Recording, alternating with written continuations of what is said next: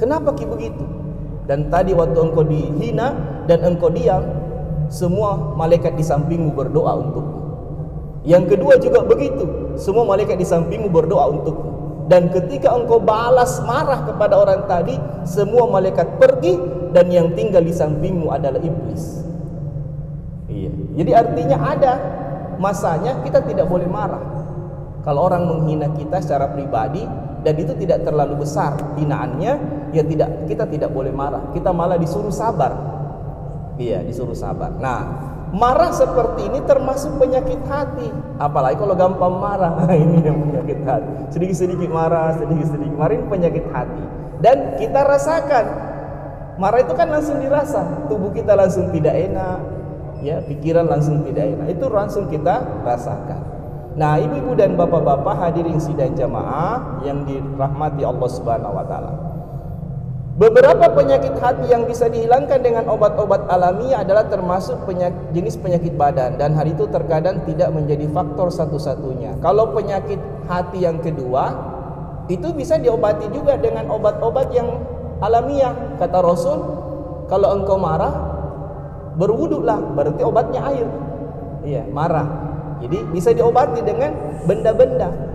Kata Rasul, kalau engkau marah sambil berdiri, duduklah. Jika engkau duduk masih marah, baringlah. Jika engkau masih marah, berwuduklah dan sholatlah. Karena kata Rasul, marah itu dari sifatnya panas. Itu api dari setan. Dan kalau engkau berwuduk, dia akan padam. Artinya ada penyakit hati yang bisa dihilangkan dengan benda-benda di sekitar kita. Itu menurut Imam Ibnu Qayyim Al-Jauziyah di kitab ini.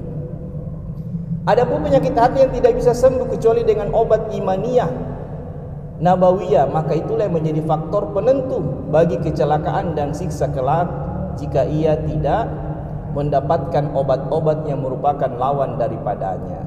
Jadi ada obat yang harus diobati dari iman dan sunnah Nabi Sallallahu Alaihi Wasallam. Nah, bapak-bapak dan ibu-ibu hadirin sidang jamaah, contoh mengobati misalnya penyakit syahwat, ya, kata Nabi,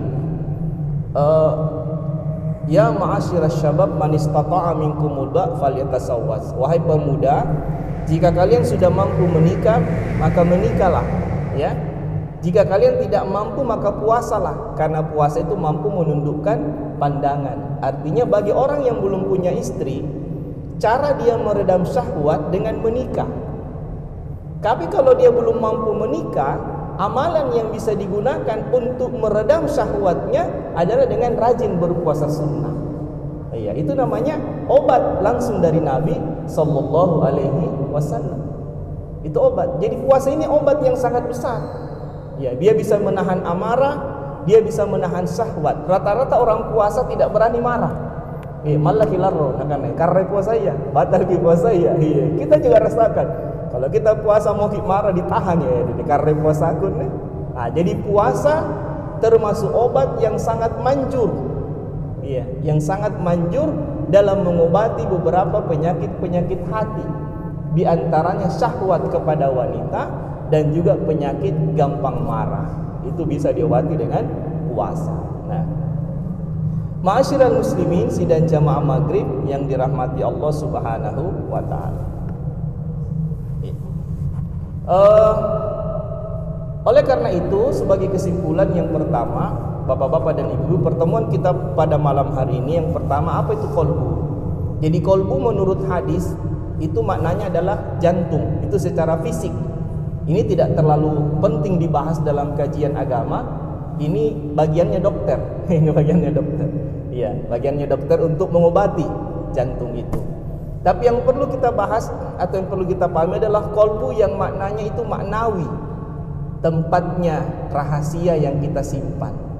Iya, tempatnya iri hati, tempatnya ikhlas, tempatnya kesyirikan, di tempatnya segala yang kita sembunyikan. Itulah yang perlu kita pahami.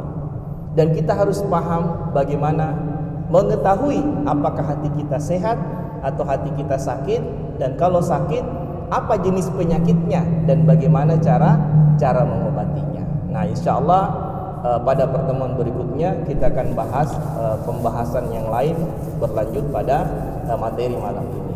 Jadi kajian Tazkiyatun Nafs ini saya banyak merujuk pada kitab yang ditulis oleh Imam Ibnu Qayyim Al-Jauziyah.